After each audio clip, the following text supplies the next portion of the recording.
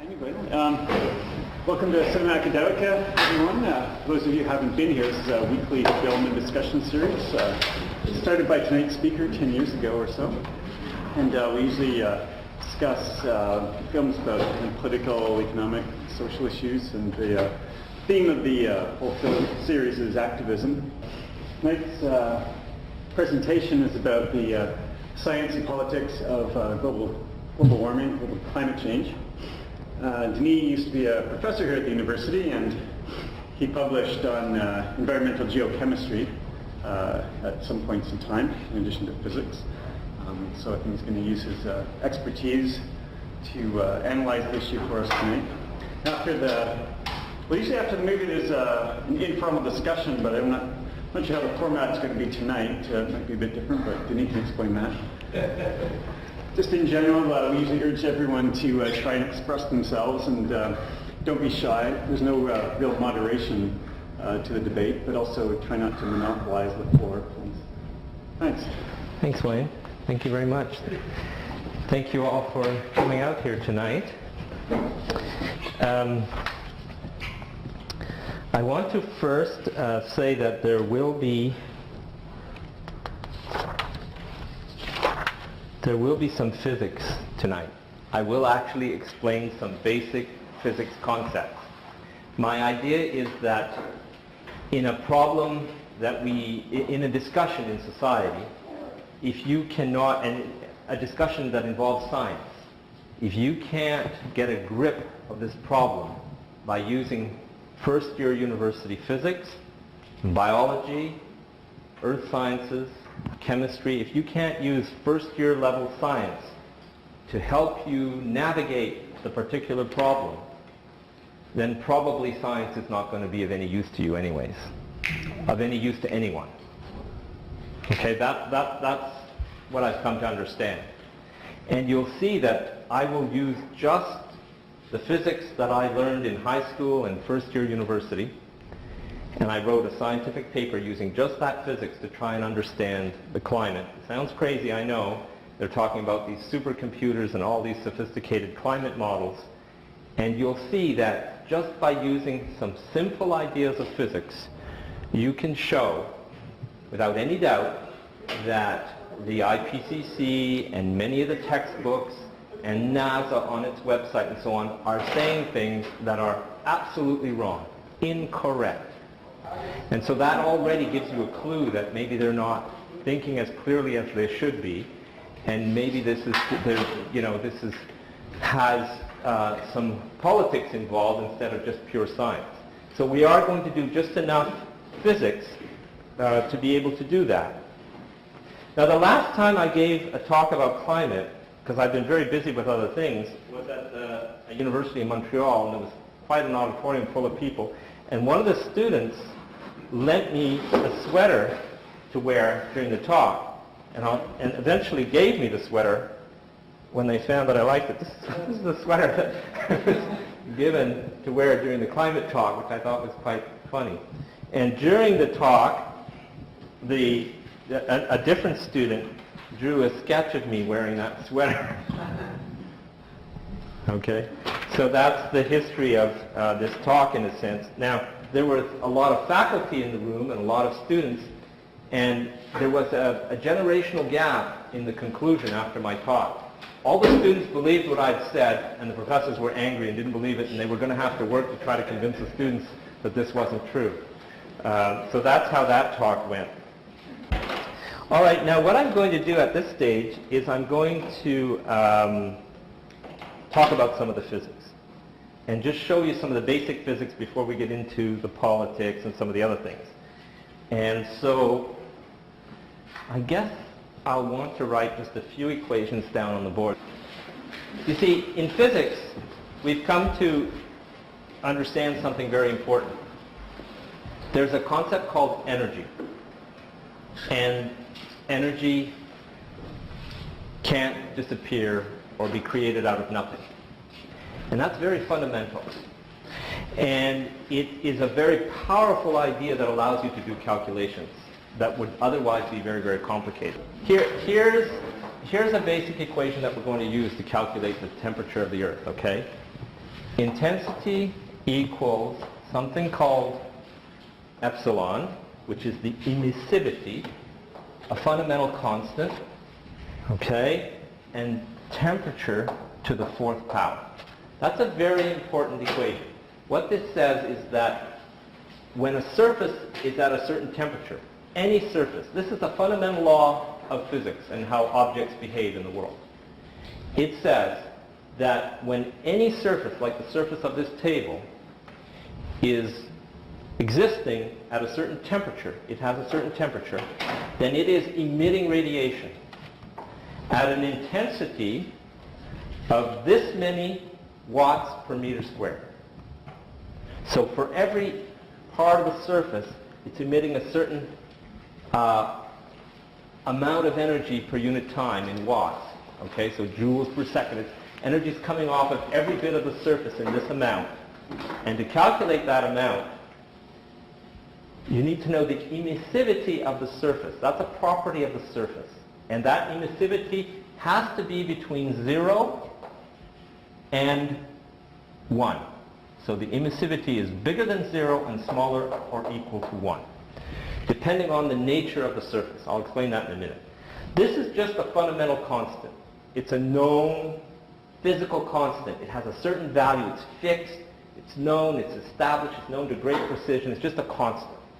And this is the temperature, but in this equation, the temperature has to be expressed in degrees Kelvin, which is a natural scale for temperature.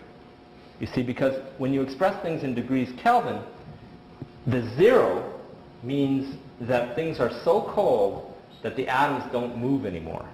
So that is the natural scale. To have a 0, that really means motionless matter. And then as you move up from there, you go to higher and higher temperatures in degrees Kelvin.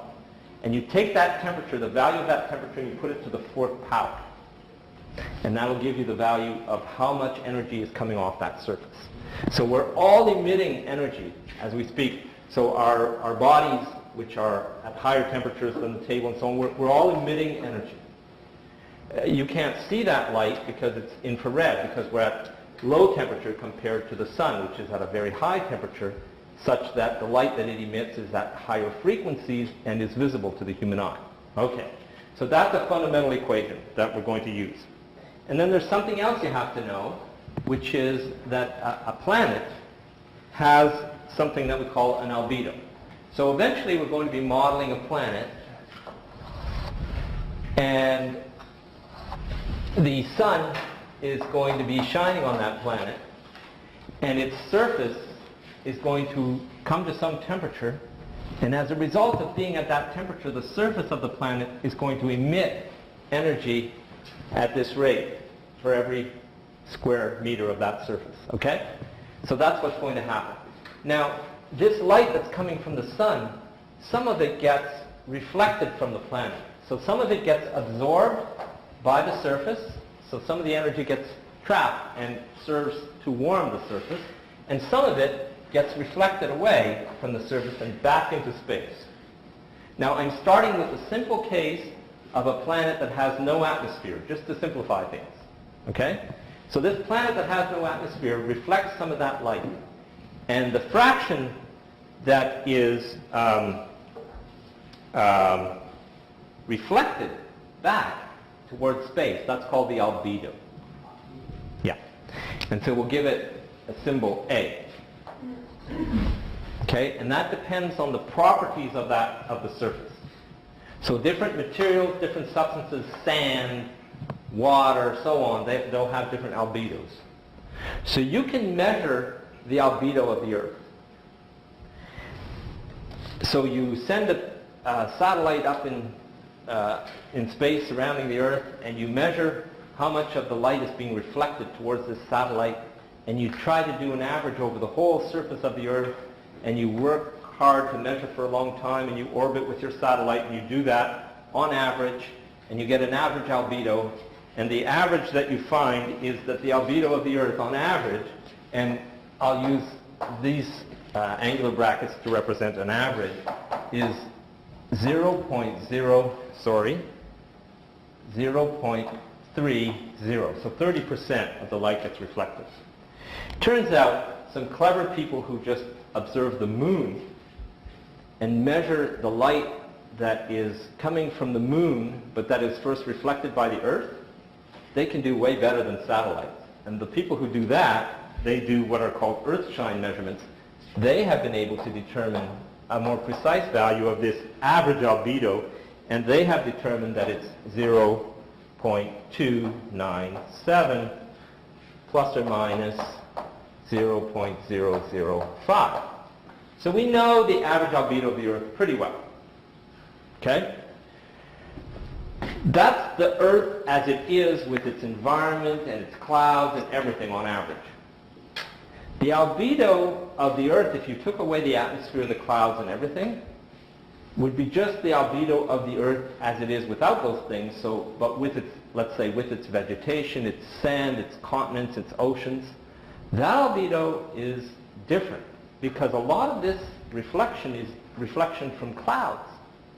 So the albedo of the Earth without the atmosphere is 0.125, if I remember that number correctly. It's 1, 2 something, but it's lower, okay? So it's some lower value. So that's without the atmosphere. That's just something to keep in mind for later. Okay, so we've got those elements, and now we've got a basic equation that will allow us to balance energy. So how did you measure the albedo of the Earth without the time? How is that measured?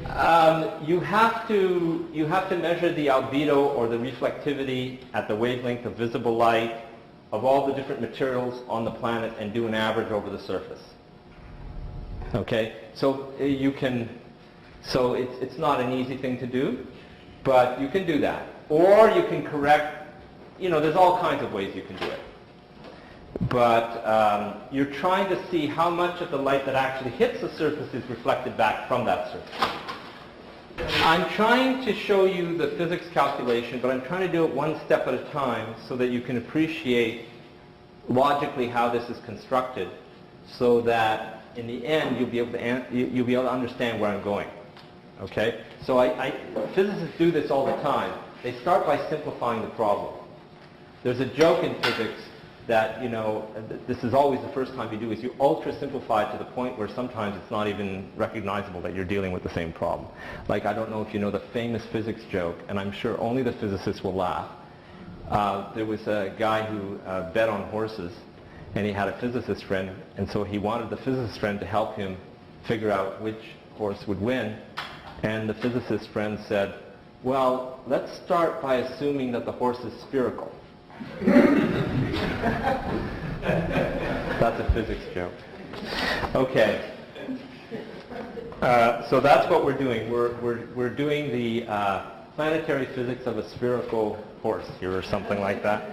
And so if you have no atmosphere to start with, then, and you'll see, the pieces will come together really quickly. This is going to be faster than you think. So then here's what happens. I'm going to say that the average, and I'll explain why it has to be an average, but the average intensity coming from the sun hitting the planet has to be equal to,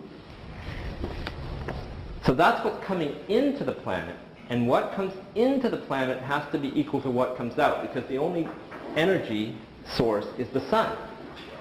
And what comes out is what's reflected from the planet. So that's the albedo, the average albedo, times this. So the fraction that's reflected times the original. So that's this. So it has to be equal to that plus whatever other radiation is coming out. Something has to come out. It's not just disappearing. And what's coming out is what's being radiated from the surface. And what's being radiated from the surface is the emissivity of the surface of the Earth without an atmosphere, this fundamental constant, and the temperature of the surface of the Earth in degrees Kelvin to the 4th power. See, there's no other source of energy in this problem.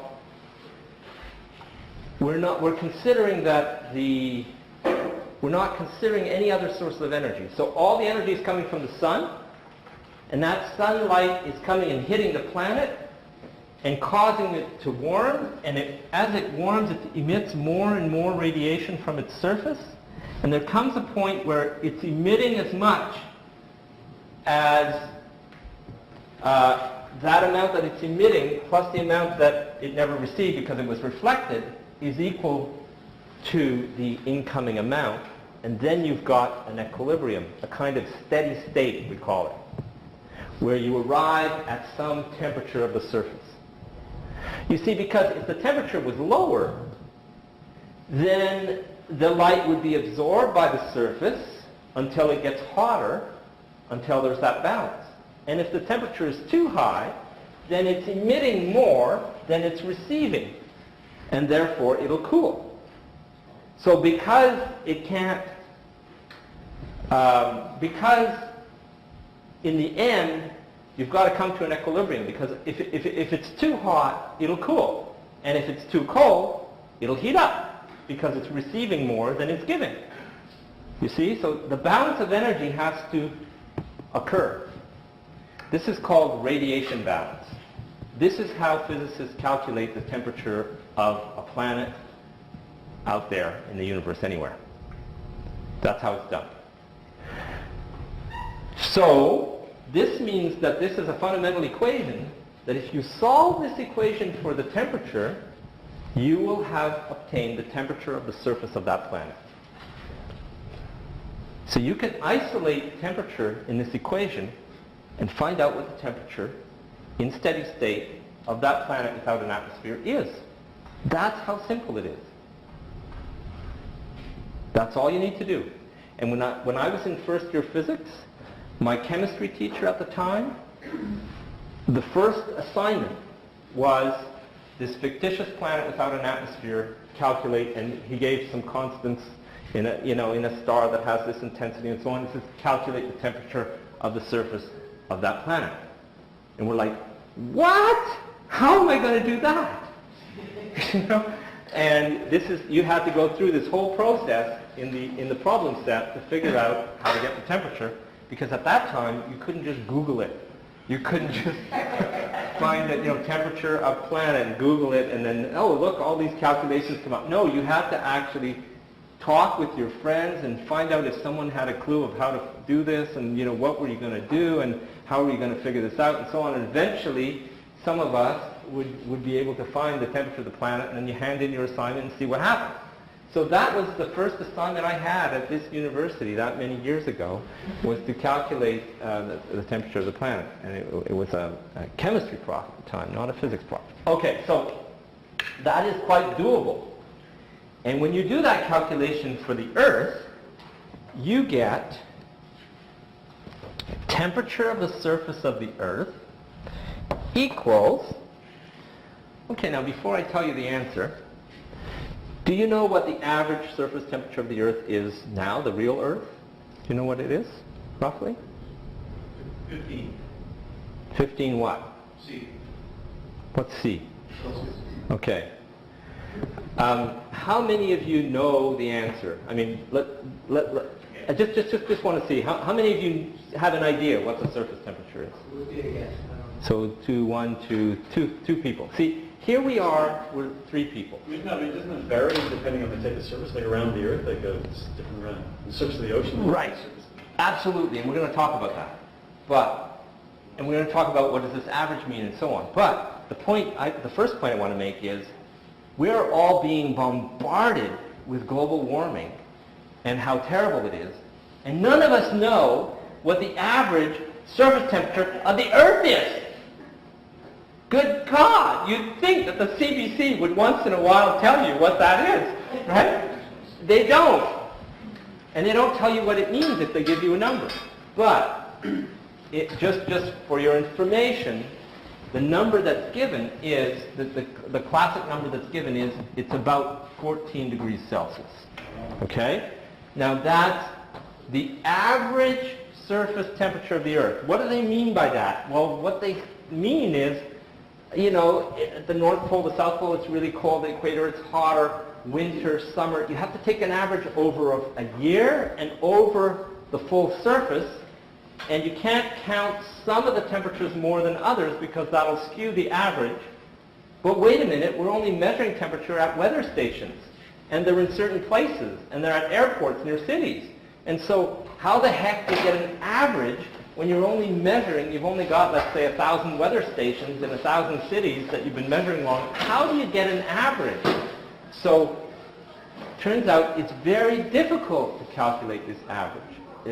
Geographers are the usual ones that do it. They use sophisticated software, and they divide the surface of the Earth into these regions, provinces, if you like, segments, and then they have to decide a temperature for each segment. So maybe there'll be 3 weather stations in this one, maybe there'll be 2 in this one, maybe there'll be 10 over here, and maybe there'll be a whole bunch of segments that don't have any weather stations where they kind of have to guess, and so on and so on. So if you're doing it from weather stations, you have to calculate an average that way, and you have to make sure that you're calculating it right. And some weather stations, okay, I'm getting off in a tangent here, but these weather stations are at airports, and the cities are getting bigger, and there's a thermal island around the city, so it's getting hotter near the weather stations. Okay, we've got to be careful about that, got to correct for it. You don't want that to skew your data, and so on. Some of these stations, the people who are manning the stations are not very good at their job. They're not very careful. They leave the door on the thing open. They do all kinds of things, right? And they don't point out when there's a problem, etc. You have to worry about all this. If you want good data. But in the end, most people agree that the average is about this, about 14 degrees Celsius. What I would agree also that it's about this temperature, but I'm not sure if you could get it more precise than that. Okay? And the actual value is very sensitive to how you do this calculation and treat the data with the computer and everything. It's very sensitive to that. So I have a hard time understanding how by these kinds of methods you can see a 1/10 of a degree change from one year to the next, or anything like that. You see, I have a really hard time with that. But that's a whole separate story. There have been studies, papers written by statisticians who say that that is strictly impossible. They just are not doing this. This is all bluff. There have been papers to that effect, okay? And I also have a hard time understanding that. This is the intensity at the Earth of incident radiation from the external body. I would argue that that's actually the emissivity of the Earth. Sorry, not emissivity, that's the wrong word. The radiation being emitted by the Earth. What, this? Yes. Yeah, well, that's what this equation says. But you're using IS in 2 different functions there. Yeah. 2 different You uses. see, Sorry, here I'm using it to mean this is the incoming radiation from the sun. But that's not really, to me, that's not what this equation is saying. What that's saying is what's being emitted from the planet, in this case the Earth. No. This is an equation that equates what is striking the Earth in quantity to what is leaving the Earth on this side of the equation. Okay?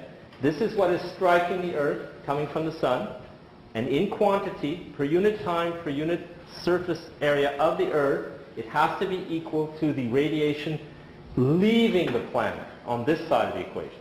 So this equation requires, at steady state, that you have conservation of energy. And so it equates what's striking the Earth on this side to what's leaving the Earth on this side. And what's leaving the Earth comes from 2 different things. The part that's reflected from the surface of the Earth, that was incident on it at first, it's reflected, and the part that the Earth is actually emitting as infrared radiation because it has a certain temperature. So it is what's being emitted from the planet, but you're also saying that what's incoming is also equal to what's being emitted. I'm saying that in steady state, what strikes the Earth has to be equal to what leaves the Earth, because if it wasn't, the temperature would adjust until it was. Right. Because if it was more that was impinging the Earth than what's leaving, then the temperature would increase until it's equal. And if it was less, then the temperature would decrease until it's equal. So this was the crux of my first year chemistry problem. You had to understand that. If you had to get that. You had to get it. You had to say, oh, yeah, right. That's why I can write this equation down. That's how this is going to work, you see? Okay? That's what this is about. So that's what this equation means. Now, you can solve this equation, and you see what we're talking about now, understanding this equation, that's where all the science is. That's where all the conceptual understanding is. That's where scientists should do most of their work when their students learning this stuff, right? That's the important part. The math of solving for t is a detail. That's not the important part, whereas too often that's where we put the emphasis. But that's a comment about education. All right, so you solve for t. Of course, it's going to be in degrees Kelvin. You change it into degrees Celsius, and the answer is, all the NASA scientists, the IPCC, everybody agrees that this is the answer. You can't do the calculation any better than this. Okay? If you've got the right average albedo and the right average emissivity, and you do the calculation, that's what you get. There's not a more sophisticated way to do the calculation. That is the answer given by science with our present state of knowledge. Okay? So what about the energy which is required to bring the Earth from minus 19 to 14 average? So why is that not in that formula? Because that's not what we're talking about right now. Okay? This is an observation of what the Earth is today. This is the result of the theoretical calculation that we've been describing for an Earth without an atmosphere. But we're just in our minds saying, okay, that's the result if the Earth did not have an atmosphere. It's robust, it's a good value. This is what the Earth really is today. So, therefore, and this is where all the scientists will come to the following conclusion, and you tell me if it's right or wrong. They're going to say, therefore, there's how much difference here? 19 minus and 14, so that gives you 33, right? 33 degrees Celsius. So there is a warming effect from the atmosphere that is that large, 33 degrees Celsius. And what they will say is, that means that there's 33 degrees warming due to the greenhouse effect. Okay? And you will find this in all the textbooks, and you'll find it on the NASA website, and you'll find it in the IPCC reports, and you're going to tell me what? I'm just asking, 33 is, what is it? You say it was The difference. It's just the difference between these two numbers. Yes, I understand, but Well, you see that from the calculation that we just did, and given what we're comparing to, it's the warming that's due to putting the actual atmosphere on the Earth, right? But what I'm telling you is that all the textbooks and everybody, the IPCC and everyone, will tell you something different. They will tell you, oh well, that's the effect of the greenhouse effect. The planetary greenhouse effect causes that amount of warming. And it sounds reasonable. That's true, is it not? It sounds reasonable when you say that, right? Yes. Right. No, But it's wrong. it's wrong. Do you know why? Sure, because the albedo, when there's no clouds, is going to be different. Yes. And clouds are due to water vapor. And water vapor is the most important greenhouse gas. So if you eliminate greenhouse gases, you will have no water on the Earth. No water, no lakes, no oceans, and the albedo of the Earth would then be that of the moon, which is 0.12.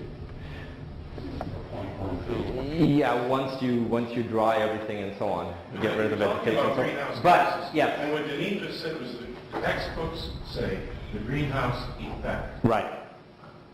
There's 33 degrees. Now that's Right. different from So what the greenhouse gases that we're probably going to discuss. Right. in a minute. So what this gentleman is saying, there's a lot of really good thought in that and so on, but it's not quite the answer completely, okay? The mistake, the main mistake is because putting the atmosphere in does add the planetary greenhouse effect. There's no denying that. So to go from this to that, you are adding the greenhouse effect. But the problem is you're adding a lot more than that. You're adding a full atmosphere with all its complexity. And when you look at what that atmosphere does, a lot of what it does is cool the surface of the planet by various other processes. And one of those processes is evaporation of water from the surface, which requires a lot of energy. Okay? So once you put on the atmosphere is going to have a certain temperature itself. And the atmosphere and everything that it does is going to take energy away from the surface. It's going to cool the surface by various processes. One of them is convection, carry away heat by convection. So you get these convection currents in the atmosphere. One of them is the water cycle and the way that you evaporate water from the surface, which is very important, and so on. So the atmosphere cools the surface quite a lot.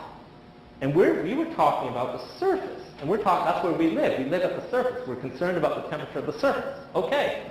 So it turns out, and that's what I showed in my paper, is that this is not in fact, the warming from greenhouse effect is actually much larger than 33 degrees. It's more like 60 degrees. Because it compensates not only for the lack of greenhouse effect, but it has to compensate in order to come down to this. See, the thing, here it is.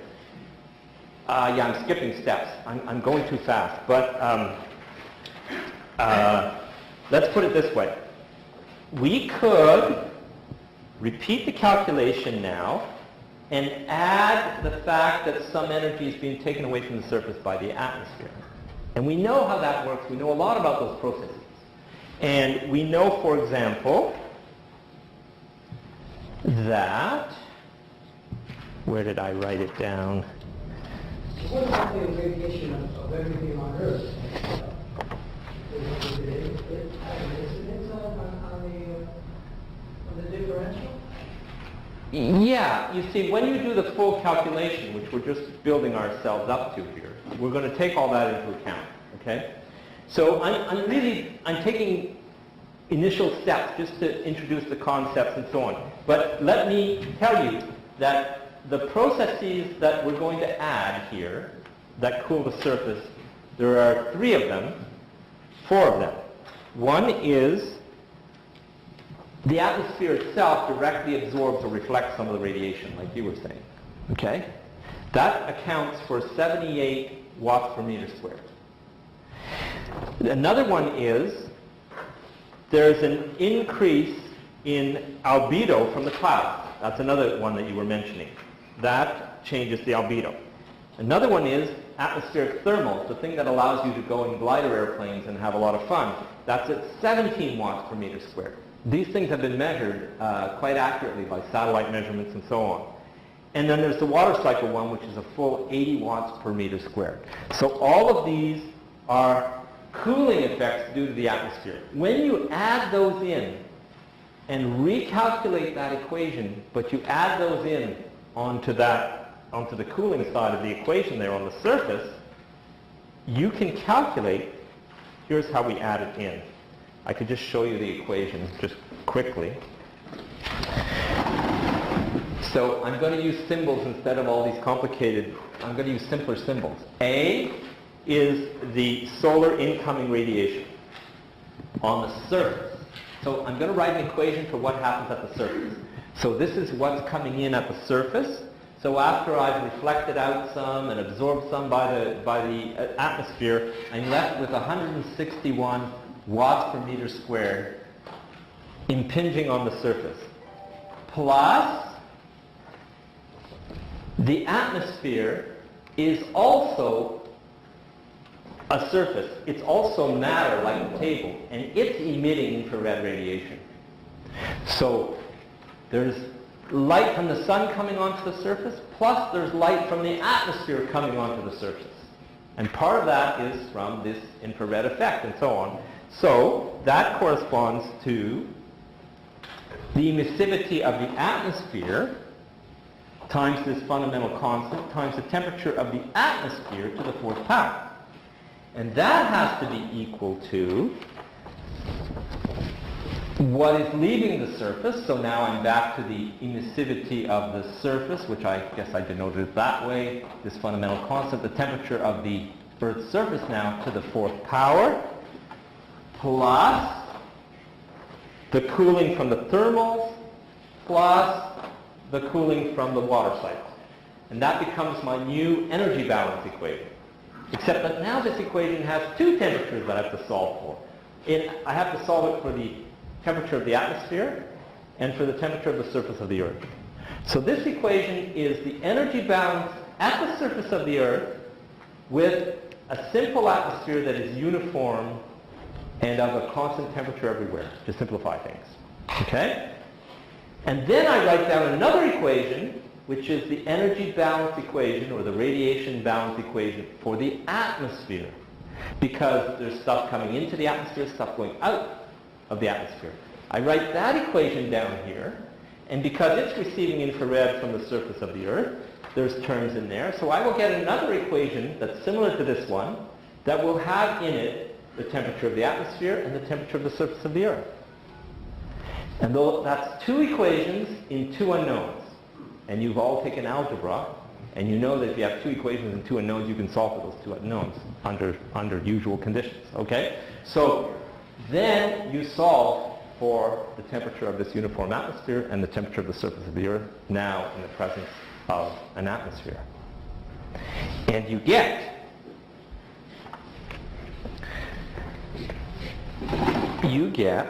temperature of the surface of the Earth equals plus 10 degrees Celsius, and temperature of the atmosphere equals minus 34 degrees Celsius. Do you realize how simple the calculation we just did? In our minds mostly, I didn't write it all out on the board, but how simple it is. It's really simple. Straight energy balance equations. This is all done in detail in my paper that has been downloaded a lot, and it's all spelled out in detail in a paper that's online there. But look at this. We've got just the simplest possible atmosphere, the simplest possible situation, and we get a surface temperature for the Earth that's 10 degrees Celsius, only 4 degrees off the actual accepted value. It's amazing, isn't it? That with first-year physics, you can get the right temperature, including the atmosphere of the Earth, to that degree of proximity.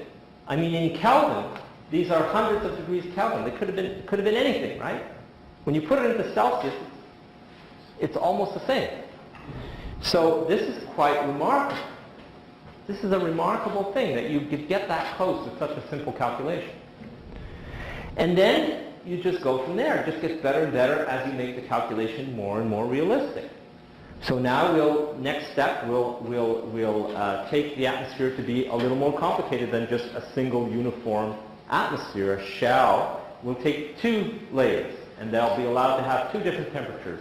And so we'll see that that temperature in the atmosphere changes quite a lot with altitude. We'll see that different layers get colder and colder as you get higher, and that there's a layer that's much colder than a bottom layer, and so on. All of this will come out of our calculations. We just keep doing the process that I've illustrated so far, and we just have more equations in as many unknowns for the different temperatures of the different layers of atmosphere, and we can just keep doing this.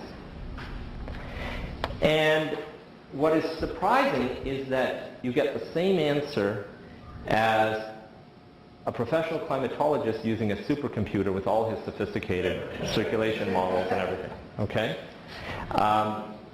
And the reason is that all of the bells and whistles in those more complicated models are not needed to calculate the surface temperature of the Earth. They might be needed if you want to know how circulation is happening in the atmosphere, but if you're not curious about that, you just want to get the right temperature of the Earth, you only need to use a simple model like this. So that's what physicists do. They try to find the simplest model that will give the correct answer for the question they're asking. Otherwise, you're doing too much work for no good reason. So that is what you get.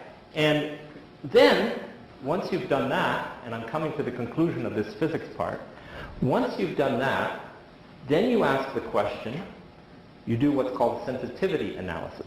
You say, well now, if I change the amount of CO2 in my atmosphere, how much will that change the surface temperature of the Earth? That becomes the next interesting question. And so to answer that question, you need to know spectroscopy. And that's where I come in. I was able to model very simply yet accurately what the resonant cross-section for greenhouse absorption of CO2 is, and put that into my simple model, and be able to calculate, therefore, what happens if you double the amount of CO2 in the atmosphere. What's that going to do? And so on. Okay? If you, let's say if you double the amount of CO2 in the atmosphere, what will that do to the surface temperature? So now we're doing what's called sensitivity analysis of the model. We're changing things to find out what effect that will have on the surface temperature. And when you do that sensitivity analysis, what you find is, well, first of all, doubling the amount of CO2, I find in my model that increases the surface temperature of the Earth by 1.4 degrees Celsius. Doubling the amount of CO2. That's not just like the increase that's going to happen in the next 10 or 20 years. That's doubling the amount of CO2. That's a big factor. That would increase the temperature of the surface of the Earth by 1.4 degrees Celsius. If you did just that alone, didn't change anything else. Okay? So that tells me right away that the only way I'm going to get a big change in temperature is if I do something more than just change the amount of CO2. And what these people do, by the way, that 1.4 degrees Celsius result that I get, it's the same number as these professional climatologists with their supercomputers. They go through all this sophisticated stuff, and they've got, circulation in their models and everything, and they get the same number. They double it, change only CO2, they get about 1.2, 1.4 degrees Celsius. Okay? Same answer. It's got to be the same answer. Simple, straightforward physics. It's radiation balance. Really simple. Okay, but then you compare, well, what happens if I change the albedo of the surface of the Earth a little bit? Or what happens if I change the emissivity of the surface of the Earth a little bit? Well, that has a much bigger effect. 100 times more effect than the CO2 alone. 2 orders of magnitude. So what this means is that in terms of impacting the climate, if you change the property of the surface of the Earth, it's going to have a much bigger effect potentially. So you really should be worried about changes in land use on a large scale on the planet. If you're going to be honestly worried about global warming, you should be concerned about deforestation, water management, desert formation, changing land use everywhere, making grasslands for cows instead of forests, and all this kind of stuff is going to dramatically, it's known to dramatically affect emissivity and albedo. Emissivity in particular is very sensitive to water content. So dry grass is very different from a lush forest, and so on. So these land use is way more important in terms of planetary radiation balance than CO2. A couple orders of magnitude. And all you have to do is this calculation. It tells you right away. A physicist will tell you right away. And so nobody is looking at that because everybody's fixated on CO2, and we'll talk about why that is in the next part of this talk. Yeah? Before we move on, I don't mean to insult you by assuming that you haven't thought of this, but I would like to hear you at least... I don't get insulted very easily. That I know. I would like to hear you touch on it at least a little bit. One of the main assumptions that you presented in your initial calculations of the input and output being equal is that it's a steady state. Yes. Of course, it could oscillate. Yes. right? So It- can you it talk does about oscillate. the time, like, does it Of course it oscillate over the oscillates. year, or does it oscillate over Oh, geological come on. timescales? It's cold at night and warmer during the day. But that's not really what I mean, though. No, but it's oscillating on all these time scales constantly. It's changing from place to place. Are you standing on the black pavement, or are you standing on a grassy field, and so on, depending on where you are. That's the thing. It's all over the place in time and in space. There's no question about that. So what I'm And wondering so- about is, so could it this be is- oscillating on a geological timescale? Could it go up by 10 degrees and then not correct? Well, we're going to correct talk itself about that. in- We're going to talk about that, and that's very important. Yes, that's very important. I'm going to show a really nice graph about that. So I'm going to show you a graph of concentration of CO2 in the atmosphere versus time, and on the same graph, temperature of the surface of the planet versus time. But time is going to go from the present to 400, 600 million years ago.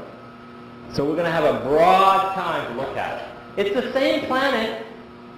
We're not changing very much. We're just looking at these two variables on the same planet. We're not going to some other solar system, and we're going to see what happens, okay? Here's the red, the temperature here. You follow that? Okay, look at, here we are here. We're basically at 12 degrees, 14 degrees, whatever you want to call it. The geologists would say 12. The geographers would say 14. I would say they both are approximating, and there's no way we're going to measure within a tenth of a degree. But whatever. We're at 12 here at the present time. But look at the path. We go all the way up a full 10 degrees Celsius. The temperature has often been at the average Earth temperature, 22 degrees Celsius, okay, over the last 4 or 5 million years. And nobody died. No, but seriously, look, there's been all these animals, complicated beings and plants, highly intelligent compared to people, I mean. All these different, like all the way down to 450 million years. The planet has been thriving and alive with life. Are we seriously going to say that humans could not survive because the average global temperature is 22 degrees Celsius, let's say, where all these lush plants and animals live for hundreds of millions of years, that all of a sudden we get, oh God, it's hot in here, and we just like croak and die? Let's be serious. Seriously. And it's not like we wouldn't have time to adapt in terms of developing better air conditioners, moving to different parts of the planet, and so on. You know what I'm saying? Like, this is, the alarmism is frightening. And the other thing, not just dinosaurs, but look, there have been insects all that time. Look at these guys. They're flying all over the place, and they're eating plants. And there have been plants all this time, hundreds of millions of years. All these complex plants, and then the insects developing to mine the plants and to eat what they produce, and so on, evolving together in this lush biosphere that has been on our planet for hundreds of millions of years. And all of a sudden, because we decide to burn a bit of fossil fuel, all of this is going to fall apart, species are going to collapse, and everything's going to die? But one thing, I think you're simplifying the concerns, because a lot of the concern has to do with the polar ice caps melting and the water levels. Yes. So most humans But let me start by simplifying the concerns. We'll start with a simple model, and then we'll come down to your more complicated features, okay? Isn't the rate of change more important than the actual temperature achieved? So when the rates of change were Sure. high, we went through mass extinction, correct? No. The rate of change. What about the big one, the At the Cretaceous boundary where all the dinosaurs were killed? Yeah. no, There- that wasn't the Permian one. The 250 million year ago one. Permian. The Great Dying Extinction. Yeah. Right. Was that during the Carbonaceous period? Is that? I That's Korean. Where is that? 250 or something. So you're talking about this sudden change here? Yeah. Well, So you're saying there were a lot of people who were used to a cooler climate and less CO2 in the atmosphere, and all of a sudden this would have caused something? well, it was the largest extinction in history, and the rates of change now are... Okay, well, we're trying, it's like we're using a telescope, trying to look 200 million years back, see what happened, okay?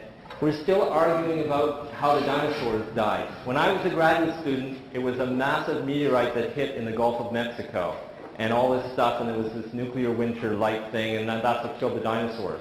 And when I was a research professor, a whole team of German scientists spent decades discovering that it wasn't the meteorite that killed the dinosaurs at all, that there was hyper-volcanic activity in that period, and you can see lava flows that date to precisely that time, and it's that volcanic activity that caused this winter that would have killed the dinosaurs, and so on. So, I mean, how can we, these stories about the past that depend on interpreting a fossil record and so on, is really hard to do. So I want to start, instead of arguing about those details, I want to start with the overall observation that there's been a lush life, a lush biosphere on the planet for hundreds of millions of years, and that things are way more robust, living things are way more robust than we like to think. For example, just to continue my thought one more second,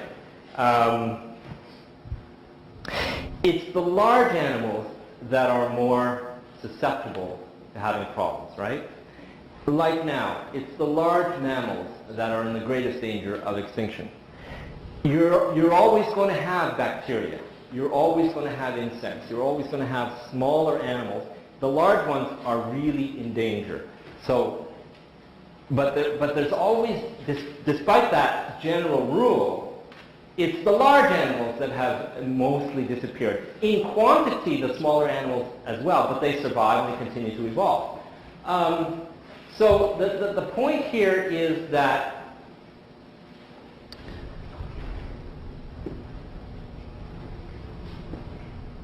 you know, there are a lot of papers about species extinction. And since we're mainly concerned about the large mammals, you have to ask yourself, okay, are the lions becoming extinct because the planetary surface is warming? Or are they becoming extinct because we're destroying their habitat? In fact, if you look at all the large mammals and all the species that can be found to become extinct, and there's a lot of debate about this, and sometimes species are found to become extinct and then 10 years later they discover that they weren't extinct and so on. This happens all the time. But it's this whole science of measuring extinction rates of species is very tenuous. It's very difficult to do. From my readings, at least, I tend to think. So it's about habitat destruction. It's not about global warming. In fact, I have developed a sequence of questions in relative importance here that kind of addresses this. For example, I've got a ladder of questions here. The first question is, are humans exploiting and terrorizing other humans? Yes or no? Okay? Is that happening on a large scale? Yes or no? Okay. Are humans able to do something about that? In principle, they should be able to do something about that if they want to stop doing it, right? Okay. Next question. Are human environments being poisoned? Yes. Of course they are. I've traveled to Latin America where people live in communities where a large Canadian mining company has established itself and completely depleted the water tables and poisoned the water, and you name it, people are dying and so on. This is happening all the time. So human environments where people live are being poisoned. This is a question of toxicity and pollution. It's not about CO2. It's not about predicting whether or not the global mean average temperature is going to change by more than 2 degrees in the next 20 or 50 or 100 years. It's about something that's happening now. Here's another question. Is habitat of animals, is habitat and people being destroyed? Is habitat being destroyed? Are forests being destroyed? Are natural habitats everywhere on the planet being destroyed? And is that happening on a large scale? Of course it is. It's massive. Oh, but let's have all our scientists try to figure out if CO2 is going to increase the mean average temperature of the planet by 2 degrees in the next 20 years. Let's not have them comment on whether or not habitat's being destroyed and all the repercussions of that. Our species, now as we move into my questions here, you're going to see that the answers become not so clear as you move up this ladder. Our species becoming extinct. That's more difficult. Yes, large mammals are at danger due to habitat destruction. That's pretty clear. How the heck do you measure how many species are becoming extinct? There's what, 40,000 species of ants? How do you measure that 20% of them are disappearing every 20 years or something, you know? How do you evaluate that? So you've got these scientists that are experts at trying to estimate that.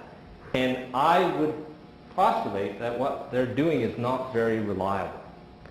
And a lot of that extinction is bound to happen anyways.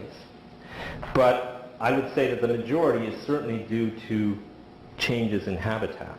The next question is even more difficult to answer. Is there climate change? Is there climate change?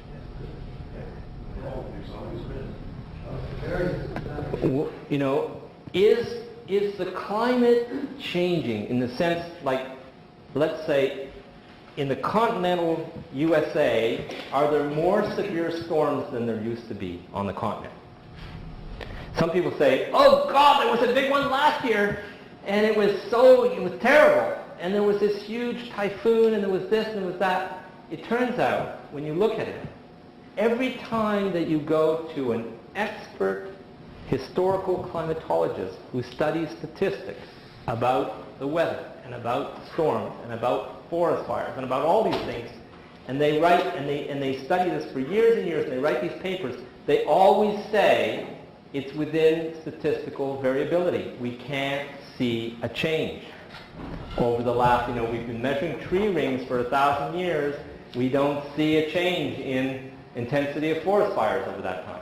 We don't see a change, and so on. They have all these proxies as far as they can go. And from the time that we've been doing human observations and measuring with thermometers and so on, statistically, we're not seeing a change. There's no evidence of, since the industrial era, the weather and weather events having changed. And this is something that I debated on RT with this guy that called me a mineralogist. There's no evidence for that. I have gone and read all these reports, and what you typically find is these historical climatologists then become teams of bigger sort of governmental panels that then speak to and have some some of the scientists are also members of the IPC and so on.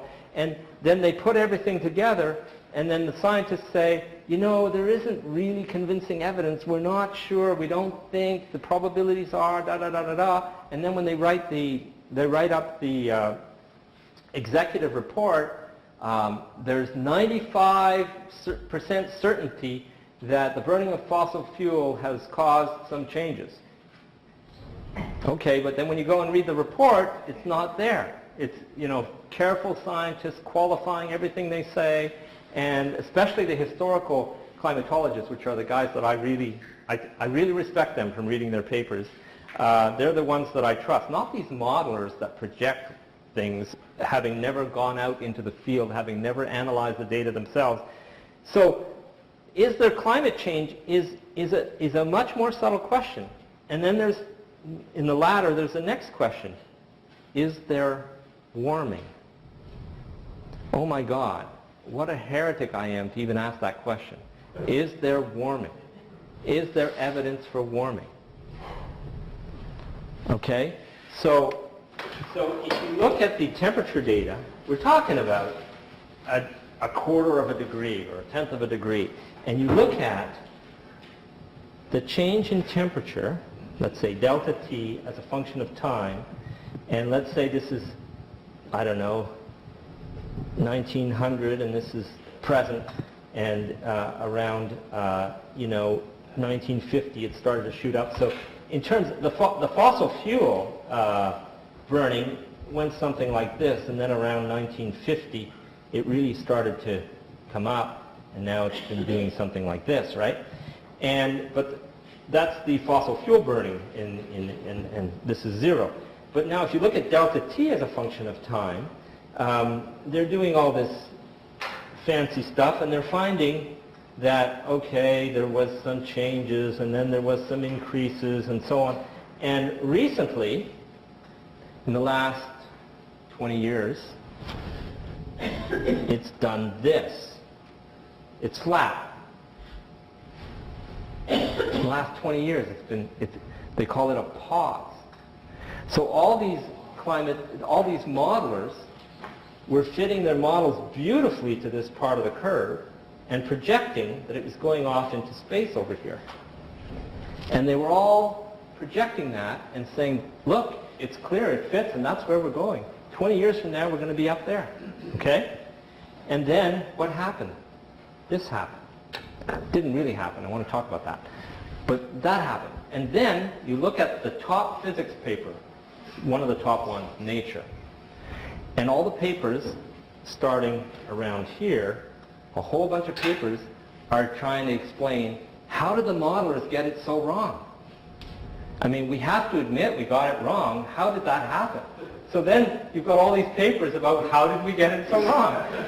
So first you've got all these papers about how we're so clever and we're getting it all right, and then you've got all these papers about how did we get it so wrong? And it's not like they're able to do it any better now than they did 20 or 30 years ago. I mean, this is pretty tenuous stuff. Now, how did this happen? We're talking about really small variations in temperature, and this is the average. I'll give you my personal opinion about what's going on here. I haven't looked at the data myself, but I've talked to a lot of people, and I've dealt with similar kinds of data before. I think that this data is highly sensitive to how you treat it, how you decide to correct for altitude, how you decide to correct for the fact there's only 1,000 weather stations, how you decide to put in these other things, and so on, how you decide to correct for the fact that old thermometers didn't work the same as new thermometers, how do you decide to correct for the fact that originally we were measuring the temperature of the ocean surface by using a bucket, pulling the water up, putting it on the surface of the ship, and sticking our thermometer in, and so on, and this has a systematic. How do you correct for all these things? Plus, how do you correct for how you do that averaging over the surface, which is the most important thing? Well, I think everyone was happy to follow this path and correct away in a way that produced that path. The problem is the data is not really doing that. So there comes a point where you just can't correct that much anymore. And so you can only fudge so much. And I think this is a fudge plateau. I think that's the limit of how much you can fudge. And they've kind of admitted that now. No, I don't think they have. I think the main reason No, they haven't admitted it. They haven't admitted it. Sorry. Why that is undersampling in the Arctic. Yeah. Okay, the warming in the Arctic has been tremendous. Yeah. In the last 20 years. And if you account for the Arctic properly, Right. then you do get the hiatus or pause is not real. Like the data. You said it's difficult. But what were they doing with the Arctic during this whole period over here? Well, the then? Arctic wasn't warming. The amplification of the Arctic was not as significant. It's taken off in the last 20 years, and you're undersampling the Arctic effect on the global. But you see, this averaging does not take into account undersampling. Okay. Okay. Well, another They don't average by doing the average number of all the weather stations. That's not how it works. This is a surface-wise average Right. and over time. Right. So in principle, undersampling is not supposed to have an effect at all. Well, there's been no cause in Arctic warming in the last 2 decades. So the temperature rise in the Arctic is about 1 degree Celsius per decade, and it hasn't stopped over 30 years or so. I haven't looked at that, and I haven't seen I can send it. you the data, but the best thermometer is the ocean. Okay, the ocean, the sea level is rising because the ocean is expanding because it's warming. So this is a better thermometer than anything else. If sea level rise stopped rising, then you would argue that. No, I'm sorry, but there are many possible causes for the rise of the sea level other than thermal expansion of the water itself. You know, I mean, I don't buy these things. But that's the biggest. That's what the scientists are saying. Of course, I mean, the scientists are saying all kinds of stuff, right? No, but for measurements, the other thing is if you talk to Hansen's work on extreme weather statistics, if you talk to Ramsdorf and if you talk to Jason Box, and all of their data is the statistical data showing that weather extremes have increased. Who I would believe the insurance companies would Every time I prepare for one of these, okay, insurance claims, there's no doubt, it's through the roof, of course, because things cost more to fix and there's more people where storms are happening, and of course that's going to go through the roof. That's not the point. But if every time I've gone and studied the historical climatology reports and their original papers, and then typically you get this big national report of all the climatology studies put together, and then you say, okay, those are the conclusions. Now let me look at some of the individual papers. You go to the most cited individual papers, and they say more along the lines of it's not changing. And I've done this several times, and every time that's what I find. When I take the trouble to go and read it, what the politicians are saying in writing the report is different from what the scientists are saying who actually did the work. So I don't believe that, and I won't believe it until I see it. You know, and every time I talk to, this is, for example, this is the Wikipedia list of all the scientists that are kind of oppose the mainstream view. And a lot of these people I've talked to personally, like Richard Lindzen, I interviewed him. I used to have a radio show every week, and I interviewed him for an hour, and we talked for a long time. He's at MIT, and he's quite a guy. I'm in that list too. And there's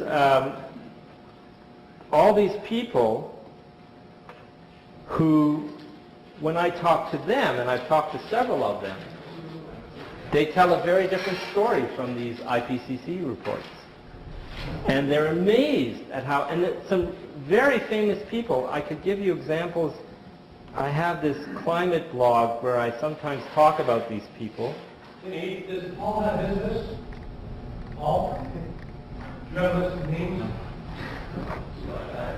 But Like how to write these names? Well, everybody else, I guess. But what I'm trying to, well, let me put it this way. For example, there was this study that said that, 97% of scientists agree that there's global warming. And I said, wow, man, I got to look at that. So I went and read the paper. And they're citing sources, so I went to read the sources. And as I dug deeper and deeper, I found that this was a meaningless paper. They would basically take a paper that in the introduction, by someone who was not a climatologist, that in the introduction to sell their paper, to sell the importance of their paper, would talk about global warming and say, aha, this person agrees with global warming. So they would count this in like that, you know. So I did a critique of one of these papers in detail and put it on my blog there. Every time I look at some of these outrageous claims, I realize that they're fudging it and that they're lying. And I ask myself, why is this happening?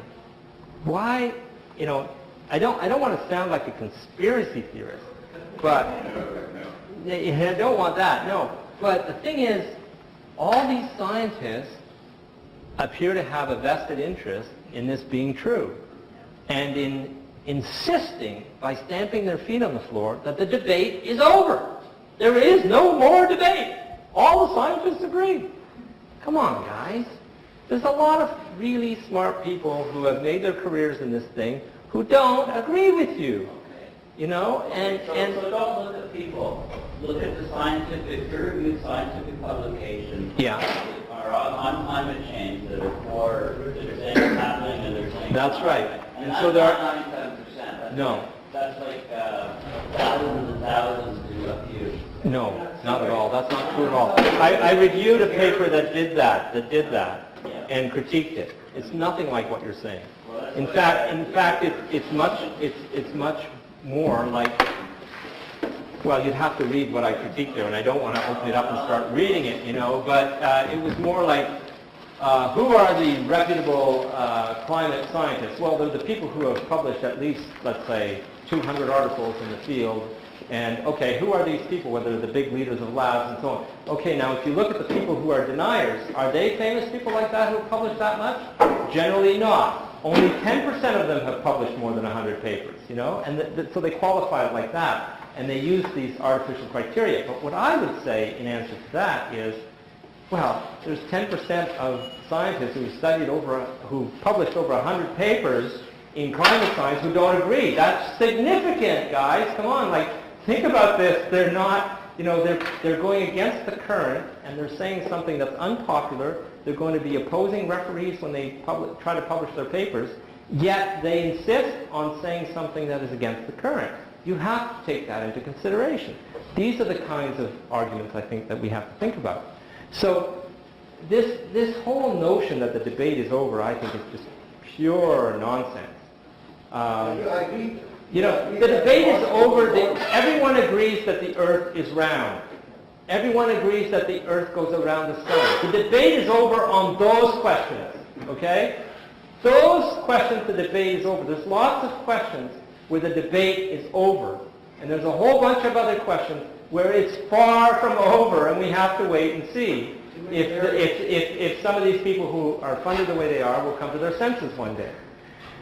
That's what I agree. I guess saying that the temperature, the water is getting warmer, so they have less ice, right? But you said that, no. If I understand correctly, you said that has nothing to do with the global warming or CO2 or Well, there's two things in answer to the ice. say that. One is the ice covers in the last year or so have been more than in the last 10 or 20 years, okay? Like, they're breaking records in Antarctica, they're breaking records in the North Pole. There's a lot of ice cover these days, okay? That's one thing.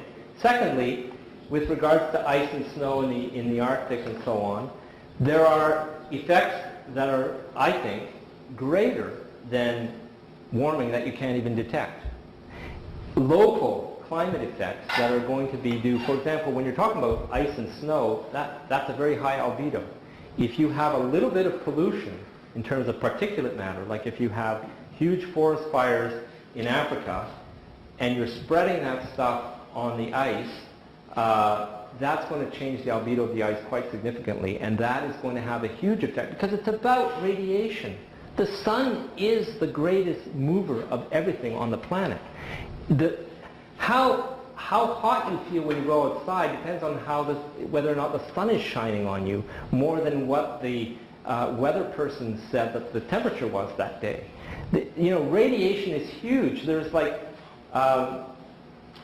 something like 500 or 300 watts on average per meter squared striking the Earth. It's a huge amount of energy. The amount of energy from all fossil fuel burning is like 0.006% of the energy of the sun striking the Earth. It's minuscule in compared to the effect of the sun. So you can do these calculations very, very quickly, and I did them in several of my papers. Let's keep things in perspective. People want to believe that humans are important and are having these big effects, but we're just not that important. And the place where we are important is we're able to kill each other. We're able to do serious damage to other people. And that's where we have the biggest effects on people's lives, and that's the kinds of things we could change easily, much more easily than trying to control what our planet is doing. See, we're not paying enough attention to the concept that this is a planet. It's freaking huge. its surface is complicated, it's vegetation. Look, when I studied the boreal forest, just to give you an example, okay, we said, okay, we've got a fairly small region here with thousands of lakes in it, and we've picked 100 to study them. And the researchers that are collaborating with us, who are soil scientists, have gone and taken 100 samples in the same region. So we're going to try to figure out if the chemistry of the lake and the chemistry of the sediments of the lakes and the physical properties of the sediment is related to the soil in the same region. So we're going to try to correlate the soil type and the soil geochemistry to what's happening in the lake. Let's do that. And I had a bunch of students, and there were really clever science students that were hired during the summer, and they went through all this data, and they were using this sophisticated software, and they're looking at all this. And I said, now you've got to find the relationships. Be creative. Go out there and find the relationship between the soil and what's happening in the lake. I want you to figure this out. It's your job. And I remember there was a team of 2 at one point that I put on this, and they were working together. And he had a crush on her, but that's a different story. And they weren't able to find any connection. And I kept telling them there has to be something. Look at the heavy elements. Look at the organic content. Look at everything. It's the water chemistry. Do it. I mean, figure out what the connection is. There has to be one. A lake is affected by its catchment area. Come on, find a connection. They couldn't. And finally, they figured out what was going on. I didn't, because I wasn't with the data. I couldn't figure it out. And they came to me, kind of afraid to announce this bad news. And they said, Denis, they said, we're never going to find a relationship because the soil changes from spot to spot. They went in there and took 100 samples in the same region, but it was nowhere near the 100 lakes that we happened to pick. We're picking the nearest ones, but between the soil sample that we picked and the lake that we're trying to correlate it to, there's 10 other different kinds of soil here. And there's streams going by, and there's all kinds of stuff happening. We can't find a relationship. And we think that's why. And I said, yeah, that makes sense.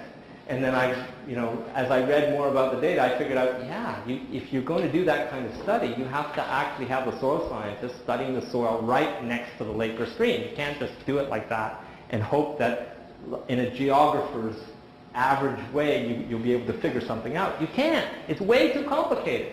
Okay? Yes? Sorry, like 2 points. Yes. You were saying that the decisions are happening on a large scale, like for larger mammals. But if you actually look at this statistic for a lot of marine life, there's a lot of bleaching of, for example, A lot of? corals. Bleaching of coral. Right. That's happening. Yes. It's correlated with the warming of water. Now, I can't say that this is true because of the scope of warming, because I don't know what has happened in the past. Right. If you look at photographs and see how lifeless it has become, Yes. you can't just say that it's not there. Right. I'm not denying that there are not changes, massive changes occurring in ecosystems. I would never deny that. But there are people who are trying to relate that so-called bleaching and the death of these corals to changes in the pH of the ocean water.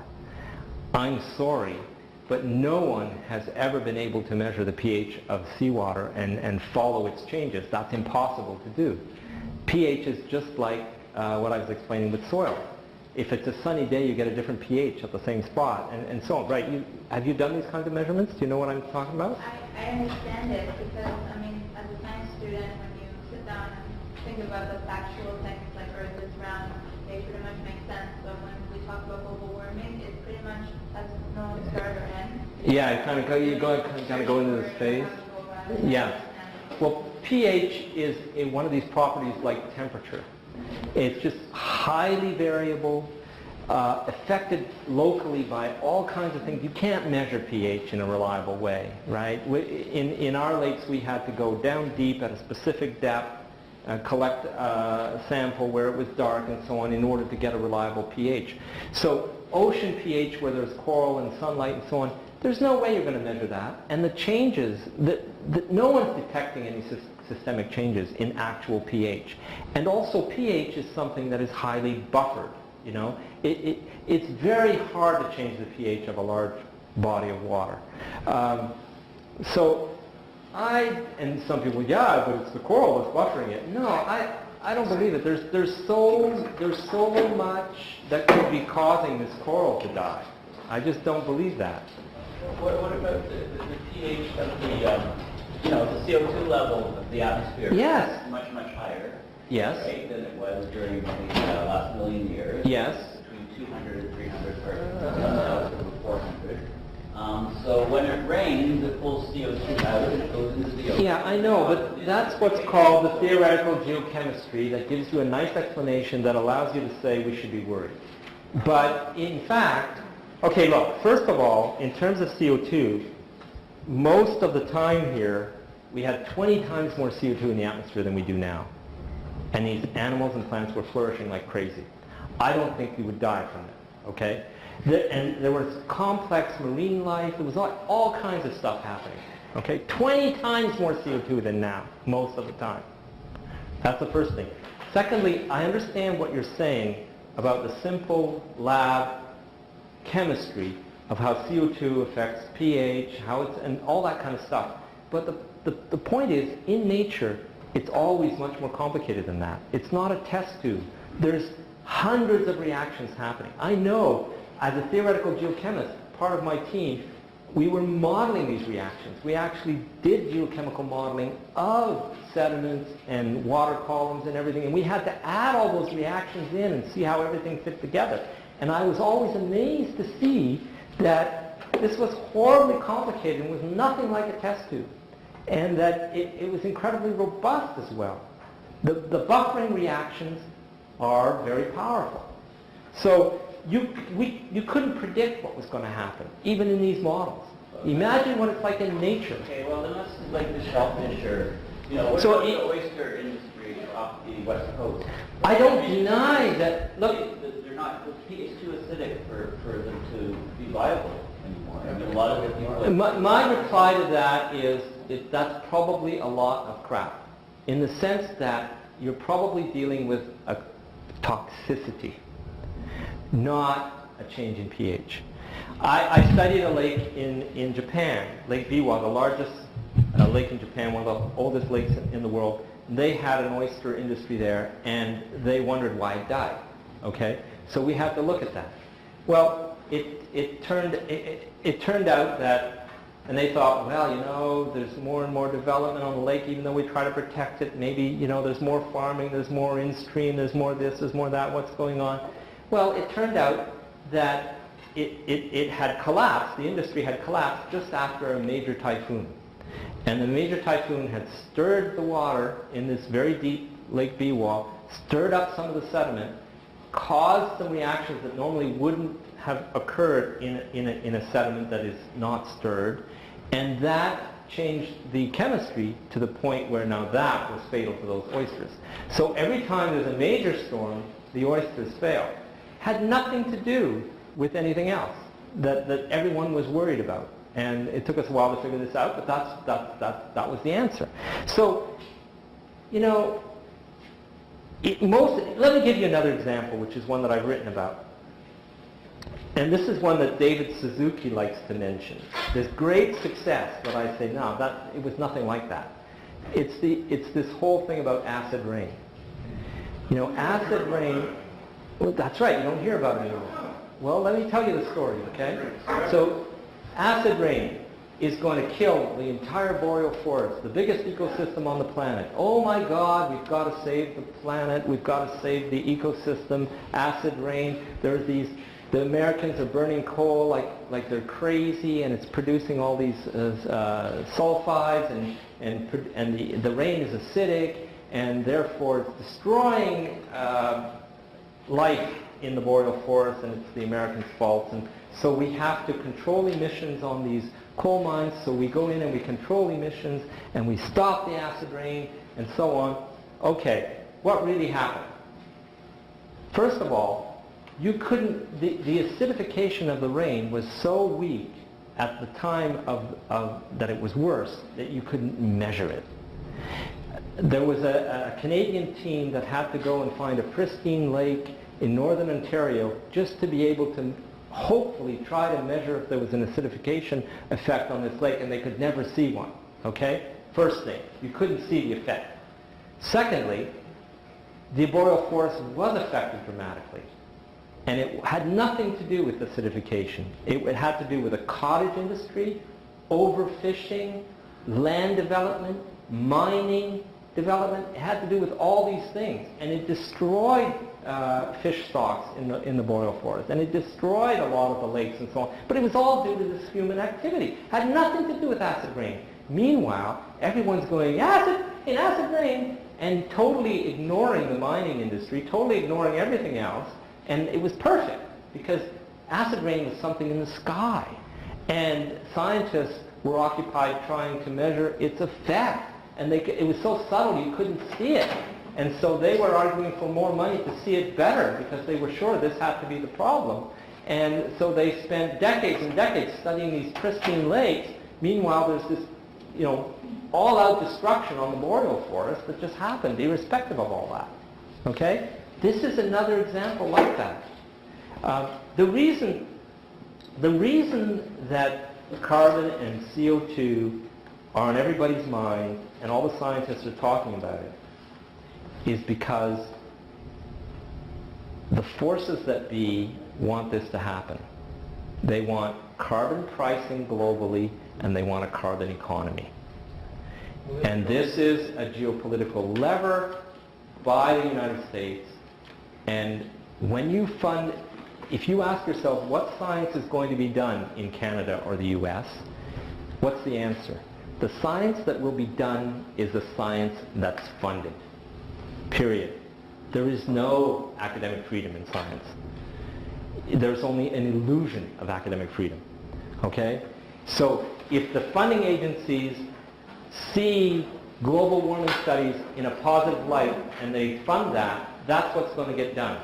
If you say to the funding council, as a scientist, I make a grant application and I say, I don't believe the way that the statistical method in which the average Earth temperature is being evaluated by these guys, I want to go and get the raw data. I want to put a team of postdoctoral fellows and students. I want to learn advanced statistical techniques. I want to go in there and test different scenarios of doing the averages and look at this in detail with a physicist's eye, collaborating with some mathematicians, and I want to get to the bottom of this. I just don't believe it. If I write a nice grant application and present that and have top-notch collaborators from around the world that are mathematicians, statisticians, and so on, they will say, there's no interest in that. What are you, crazy? Of course there's warming. Everybody, all the people on the committee are going to tell you there's warming, and they're funding other people who are studying warming, and this guy wants to question its very existence. What are you, nuts? Well, wait a minute. This is exactly what the Berkeley Earth Sciences people did, and they didn't think the statistics. They thought exactly as you that the statistics were not right. Were wrong. And right. They concluded that the statistics are fine and there is warming. Right. This is a whole group. So the one that got funded concluded the right thing. Well, no, they didn't. They were against it. That was in their original view. And eventually, You're always against it when you write the grant proposal. Well, no, you shouldn't do so. You should just say you want to study it and see whether, you have an open mind, right? You want to look at the statistics. I don't know about this particular study, but I know about an older Canadian researcher who did this and who unambiguously said this was a lot of crap. Okay. And I read his paper and studied his paper, but I don't know this more recent one that you're referring to. I'd have to look at it, and and what I find when I go and read those papers a lot of the times, and they'll often, because they were well funded, they get published in high-level journals, right? And then those high-level journals don't bother to insist that they include all their raw data so people can actually check what they did. And that's a real fight. So I have a friend, for example, who wrote a book about about the IPC and the politics of the IPC recently, who insulted a big climate expert in the U.S. who got sued for defamation for doing that. And then people from around the world sent him hundreds of thousands of dollars so he could defend himself. Tim Ball is who I'm talking about. And so Tim Ball said, I'm going to defend myself, and my defense is truth. So I want to see your data. Let's have the data. So people funded him so he could get the data. Well, he's having a heck of a time getting data, even in a lawsuit where you have a legal obligation under discovery to get the data, they're just not giving the data. So it's a premise of science that another scientist has to be able to check everything you did. And when you can't even get the raw data, and you can't even know what algorithms they use to fudge that raw data, or to manipulate it, or to put it into their program, and you can't know what the code of the program is, you can't know anything unless you're part of the in-group who is, sworn by your professional ties never to break these vows that you're going to be critical of them. That's the situation we're in right now. That's the situation we're in.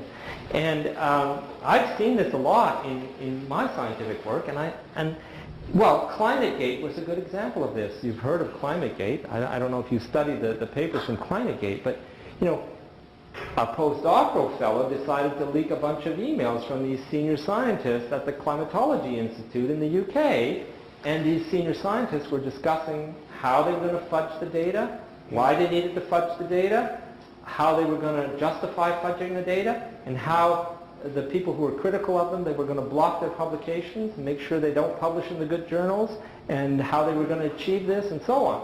This was the ClimateGate emails, thousands of emails that someone with a moral sense decided to make public, and the scientists involved were like, oh, this is normal, there's no problem here, this is how science is done, of course we have these discussions among ourselves, but we're completely ethical when it comes to what we actually do, but we have these, and so on. Come on, guys, So we got to see how a lot of this is happening. Well, that's what science is like. It's a dirty game. And if you don't realize it's a dirty game, it's because you're so blind, you've been blinded by the game itself. Right? I've seen this kind of stuff even in archaeology where there's absolutely nothing at stake. And so the exact same scenario you just described where, some professor tries to block other guys for publications because he's upset that they... No, but there is a lot at stake. It's always the same thing that's at stake, is careers. Oh, yeah. It's about careerism. That's what's at stake. This is what drives the profession. And so you've got the funding agencies and their councils and their committees decide where the funding is going to go, and then the people who want to advance their careers jump in there and do what's needed and make sure that it gets done the right way to advance their careers. This is the establishment of science. This is how it happens. And if you are critical of it, you get ostracized, and you don't get published in the best journals, and you don't get a lot of funding, and so on. And that people on that list that I showed you, that's the situation that they're in. Well, they get their funding from the fossil fuel companies, don't they? No. Does the fossil fuel companies? No. I would challenge you to go and get that list and add up the funding that they get from fossil fuel companies, and then add up the funding of as many alarmist scientists and that get it from national agencies and so on, and compare the numbers. Now, there's a couple of studies that have done this, and it's staggering. You're talking about an order of magnitude difference, okay? The money is where the grant money is for those scientists that are doing that work. The majority of scientists are pushing this thing are getting funded. That money's coming from somewhere. How can that be true in Canada, though? Because we have a government that's openly hostile to climate change research. And I thought they were shutting down research. Yeah, they fired many climate scientists. Well, the Canadian establishment, they get their papers reviewed by international reviewers. They're all tied in that way. Yeah, but the funding's what I'm talking about. Well, I know the United States is 10 times bigger than, they're still funding, but... The big projects don't get funded, that's right. But all the small, what are called science operating grants, there is some freedom to go along with the mainstream. It's the peer review. Peer review is the biggest control mechanism of all, right? In fact, it was invented to control science in the interest of the government. Peer review did not exist before about 1950. Albert Einstein got one of his papers peer-reviewed the first time at Physical Review, and he freaked out. He was so insulted. It's like the editor is sending my paper that I sent him in confidence to someone else to evaluate. That's never going to happen again. He never submitted a paper to Physical Review ever again in his entire career. He was so insulted. Peer review did not exist until the funding agencies in the U.S. and the government decided this would be the best way. The most efficient way is to have self-control. They installed the program that way. To keep everybody on the same page, is that ultimately the goal?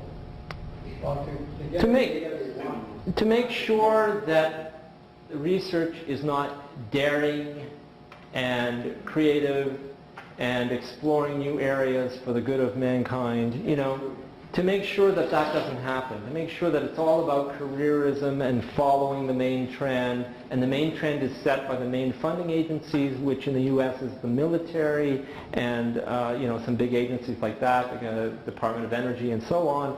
They set the trends, and then everyone who gets funding from there, they are the peer reviewers of everyone else, and you know, that's where you're going. As a mechanism to construct objective knowledge, is it not logical to send papers to different sources to view the information? Yeah, but that's what you do when you do the scientific work. You're constantly... Well, when it gets published, it's still going to go to other scientists, and other scientists are going to read it. So the mechanism is in place to study them. No. That's not... arguing that it's been corrupted from the original. No. The purpose of peer review is not that at all. See, what you had before, which was much better, was all this discussion that you wanted to have. If you wanted to have it, you had it. Then you sent your paper off when you were satisfied with it. You sent it off to be published. The editor had to, as a scientist, evaluate if this was scientifically sound enough to be published. Once he made that decision, he published it. After it was published, everyone in the world could disagree with it. Everyone in the world could give their opinion about it. Everyone in the world could repeat your experiment to see if it was true, could do whatever they wanted. That's where the scientific discussion came from. But the way it works now is you can't even get published for everyone to be able to see it. Okay? So once peer review was installed, a lot of people just couldn't get published in the journals that people were reading and in the journals that were widely distributed, because the peer reviewers were competitors of these authors and so on. It's an internal kind of censorship, well, blocking, competitive kind of nastiness. Like it was routine for review, it still is routine for reviewers to sit on papers, not review them for months and months. In other words, to stall while their students are repeating or using the good idea and then publishing before. There's lots of cases of that. It's well documented. How do you know what the reading is correct then? Huh? How do you know what the reading is correct? Actors, when you get it from the author. This is the trick. In science, you have to decide for yourself. You read the ideas, you read the content, you read the logical argument, and you have to decide for yourself if you're going to agree with this scientist or not. You don't believe it because some committee has reviewed it and it's published in a good journal, which is what people are doing now a lot of the time. Okay? A lot of career scientists, they don't even ask themselves if it's true or not. They just say, well, it was published in Physical Review Letters, or it was published in Nature, or it was published in Science, so I know everyone's citing it, so I'm not going to oppose it, I'm going to use it. Okay? The question of truth is not entering anymore. It's, what do I need to do to publish in the best journals? And what do I need to do not to upset the people who are publishing in the best journals? Okay? And because they're the leaders, they're the ones that are getting good funding and so on. And it doesn't matter if it's not scientific. Of course it doesn't matter. It's completely secondary. It's a career. It's a career. It's an establishment. It's not a machine that seeks truth. Truth is something. Truth is a character defect. Someone who searches for truth has a character defect. They're at a disadvantage. They're going to publish less. They're going to give themselves more trouble. They're going to have more sleepless nights. they're at a real disadvantage compared to these guys. Does that mean getting Does this, but you were asking about the peer review process, my friend. Does this make sense to you, what I'm saying about my criticism of, Well, of the establishment? When I look at the source of information, for example, I don't just look at who it was published by. Of course, I read through the paper and decide myself what is refutable or not. But the purpose of having peer-reviewed journals is to have an institution of knowledge that is respected to look at papers and decide what is. Because Yes. no one will argue with me that Wikipedia is a good source of information. You can go to Wikipedia and find a tremendous amount of good information on Wikipedia. But it's from a open source communism, essentially, of information, that together they build their sources. Now, the sources on Wikipedia can reference a lot of different things, and you'll read through them. But it's just an institution, and I can see that you're saying that it's been corrupted. There's a lot of... No, I don't think Wikipedia has been corrupted. No, I mean the peer-reviewed journals that you are mentioning. Yeah. I mean, well, be that as it may, it doesn't seem like that was ever the intention of a peer-reviewed journal to become so career-oriented, as you might say. No, you have to distinguish between the architects of the system and the players within the system. Most of the players within the system are following something that they feel is the right thing, and they have justified it to themselves. But the architects of the system, like when peer review was installed, are working at a higher level and for different reasons. There's David F. Noble is a historian of science. He has explained this. He studied it. He wrote a paper about how peer review was started and why it was started. So you have to look at institutionally how it was created. You can't, of course, most scientists think of themselves as ethical, principled searchers of truth. I'm not sure all of the scientists... Not all, most. And they like to have that vision of themselves, you see. Let me just conclude this way. If you want to know why carbon is so important and that why there's a fixation with CO2, Google things and research what the World Bank is doing. The World Bank wants carbon pricing. That means putting a price on CO2 emissions. They want it badly, and there's a reason for that. The IMF is all about encouraging the countries that they support and that they lend to develop a carbon tax and cap and trade. These are not accidents. Do you think that the World Bank and the IMF are trying to save the planet? Do you think that they're trying to prevent a species extinction? Do you think that they're trying to, do good to mankind? Is there any evidence that they've ever tried to do that? Can you explain how this taxation works? So just give a simple example. What? If they want to give money to Brazil, so I didn't get how this thing. Oh, I don't want to get into the mechanisms, but I'll just say very briefly that the mechanisms that are envisaged are ones where the people who want to control the world, the United States, would be allowed to prevent a developing country from burning as much fossil fuel as they want. They'd be able to tax them and make them pay for their development. And so it's a serious lever of economic control, and it's a serious lever. It's also a huge financial market when you start trading like that.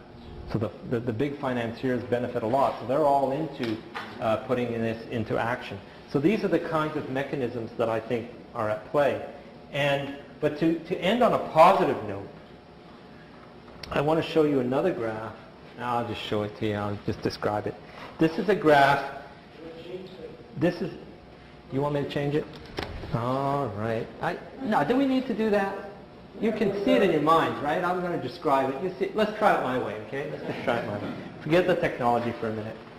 I'm going to show you a graph of public opinion in the United States on different issues.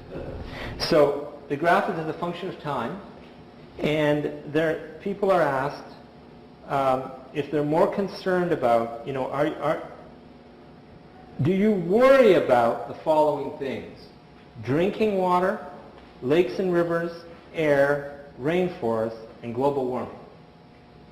And I'm happy to report that global warming is way at the bottom consistently over the last many, many years. So Americans have the common sense, despite all the bad things we say about them, they have the common sense to realize that drinking water, their own drinking water, lakes and rivers, air, rainforests are all much more important and more of a concern and to worry about than global warming. And the other thing that you'll notice when you look at this graph is that it's got regular spikes in it. And guess where the regular spikes occur? Every 8 years when you change from a two-term president to the next one. What does that mean? What a coincidence, eh? So like, oh my God, there's all these dangerous things happening. We're going to save you. You need to change to the Republican Party or whatever, you know? Or they're going to tax this and so on. Huh? The y-axis of that graph is 0 at the bottom?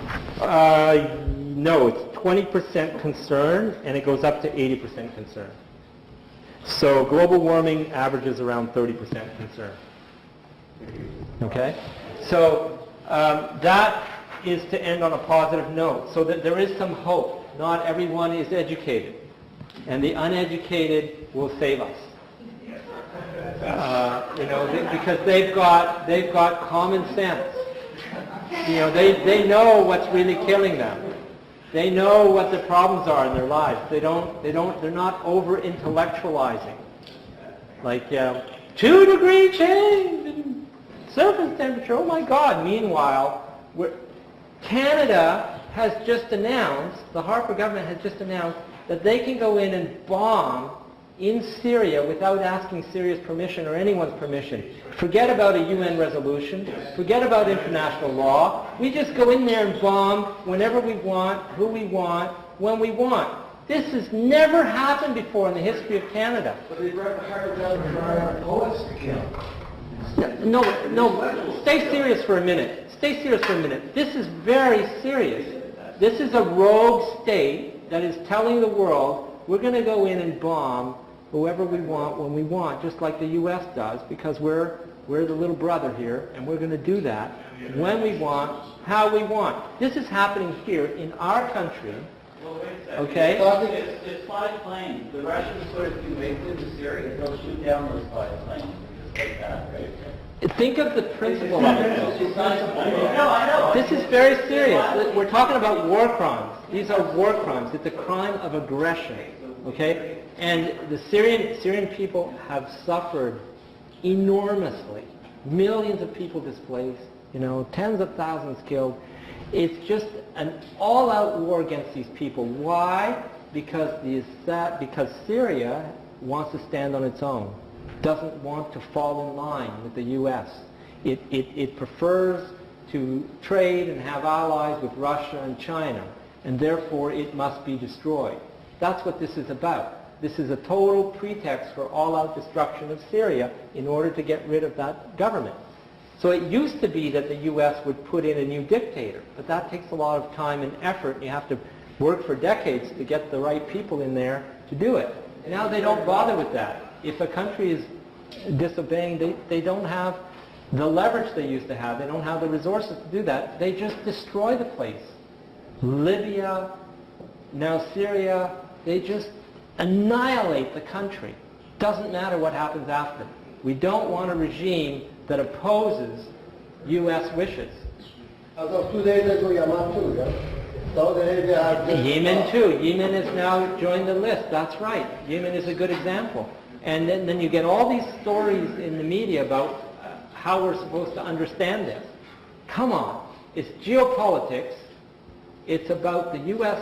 wanting to control the world at any cost, willing to do whatever it takes. That's what it's about. Don't tell us about these religious wars and all this crap, which of course is true, but you always use racism and these things as a way to get what you want. And you the powerful, and the people with resources and weapons, you're the ones who dictate that, because racism is always easy to fire up, you know, and especially when it's a life and death situation. That's what's going on here. They use that to And hide their own agenda. you have to be obedient intellectuals, and you have to obediently worry about global warming, and obediently worry about that there's less democracy in Canada. Of course there's less democracy in Canada. They're out there being thugs. There can't be democracy in Canada in a situation like that. You know, like, it's not a surprise. And so ultimately, I think the conclusion of my talk is the only way we're going to save the planet and ourselves is to actually get involved and do something about it. I don't think that all this intellectual work about the science and so on is really going to help. It's a fog. It's just a fog. You can do it, first year physics, you can figure it out, you can see clearly through it. It's a fog. That's what I think. That's what I wanted to tell you guys. So we can stop the talk part and just get into questions and discussion, and you can leave when you want and so on, but that's all I want to say. I just wanted to say that there are so many nuggets here, and we have actually expended a lot of time on another topic which could have been delayed for another occasion. But I want to bring your attention to that graph that you showed where the delta T is very constant. Could you put it back on, please? Oh, that was just my scribbling, you mean? Yes. It was an excellent graph, and I'm just wondering, first of all, they didn't try to touch it. The data is there, and the data must be real. And I'm just wondering... No, I don't agree with you that the data is there and the data must be real. May I just explain why? Let me do so. Is it possible that the melting of the ice caps in the Arctic and the subarctic is moderating the temperature to account, because there is such a thing as the latent temperature of transition from solid to liquid. So is it possible that the temperature is remaining constant as a result of this melting process? What melting? You know, I don't want to get into what the physical explanations for this, assuming that it's real, might be, okay? Because it's going to be complicated. You're going to have all kinds... Look, I've read all the top papers in physical review, in Nature about why we're not getting this agreement and what this plateau might be due to. And I can tell you that even the scientists that are considered to know what they're talking about, the things they're proposing can't possibly be the full answer. It's just too tentative. And they themselves will tell you it's tentative. There is no explanation for this, okay? And part of the problem is, I think, that the data itself is not reliable whatsoever. I would, in another life, have loved to have demonstrated that in great detail using the raw data. I don't think I'll ever be able to do that. But I don't think anyone will ever get the funding to do that. But this is, in my humble opinion, crap data. This is the result of putting a bunch of very complicated things from weather stations and various sources and fudging and correcting and mapping differently and so on, that produces something that you hope is publishable, and if you produce the right thing, it is publishable. That's all this is. I think, I'm sorry, but I'm going to stick to that opinion until I can see some convincing evidence to the contrary. That's what I think. But more importantly, I don't think it matters. We're talking about 1/10 of a degree. It may not matter, but you have equations here that reveal some profound things. I mean, we told us that the emissivity is much more important than... Yes, yes. And is it possible that the pollution rate that we are creating is changing the emissivity characteristic of planet Earth to such an extent that it could be the factor that we should be concentrating? Yes, and there's a lot of studies along that direction. There's a lot of studies about the effect of so-called aerosols and high altitude particulate pollution and the effect that has on cloud formation, and where those clouds are, how that affects this whole radiation balance story. I mean, there's lots and lots of studies about this. Okay, Dismissing the whole thing. I'm not dismissing it. We should concentrate on the revelations of the equations that you have so masterfully put in front. Well, you know, we are not going to do anything when it comes to this, because we don't matter. Okay? There's an establishment that is taking care of this. And, you know, the IPC reviews the same equations that I put on the board, and then they say nonsense about them, like that 33 degrees is due to the planetary greenhouse effect entirely. I could read their statements for you. I've written them in my papers. It's incredible. So this shows you that truth doesn't matter, clear thought doesn't matter. These are political documents.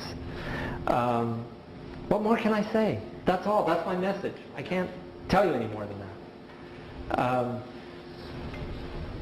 You know, but I noticed there's a lot of hands up, and especially you had one up for a long time. One of your hands up for a long time. Sorry, there's a lot of it, but I think what I'd like to ask you is, one of the things that's coming out of the fear of potential climate change is a push towards renewable energy. Would you think, I don't know how to form this question, but I'd like to hear your thoughts on that as one of the results of the fear. I think that renewable energy is a load of crap. Okay, I think that wind energy is just another industry. They don't look at the life cycle of making these instruments. They don't look at the labor conditions of the people who make them. They don't look at the frequency of accidents that occur. They don't look at the environmental impact of the noise and other effects of these fields. They don't, you know, and this is typical. This is typical. Like if you have these policies that the World Bank wants to put into place, and you say, well, no problem, we'll just put carbon out of the atmosphere by growing forest over here. Well, what does that mean in practice? It means you go in where there are farmers, local farmers, and you disown them from their land. And you throw their families out, and you put them into garbage slums, and you steal their land. And you grow forest there because you're getting international fund money to do that.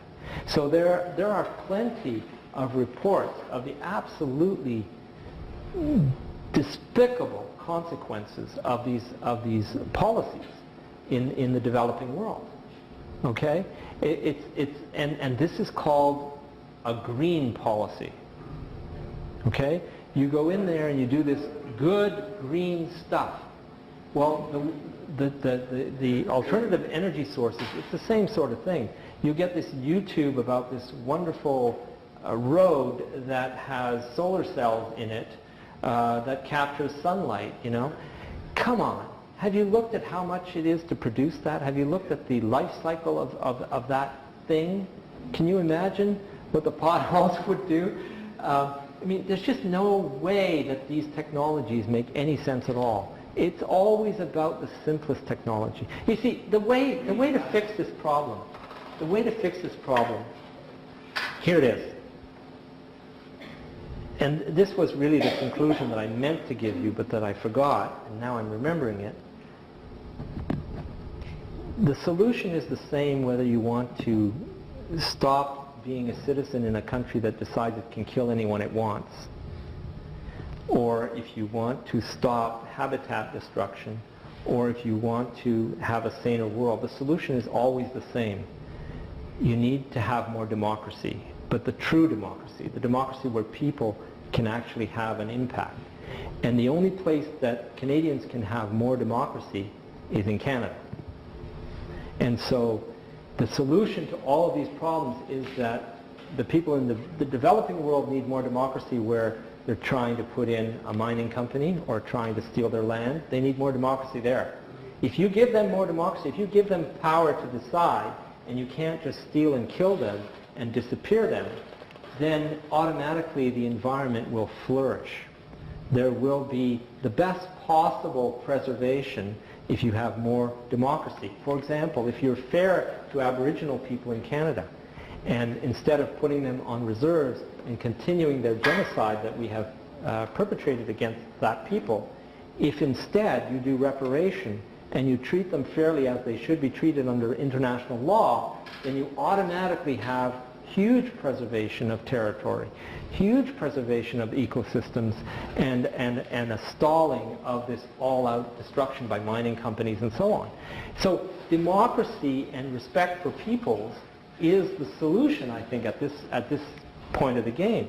And it always is a help. It's always a solution. So not Obama democracy, not bombs, but true democracy of people controlling their local environment, their governments, and so on. That's what you need. That's the solution to all of these problems. So it's not about a new technology. It's not about David Suzuki telling us what kind of carbon trading scheme we need in Canada and what kind of windmills we need and all this kind of stuff. That's not going to help. I'm sorry, but things are not going to get better with those schemes. Right.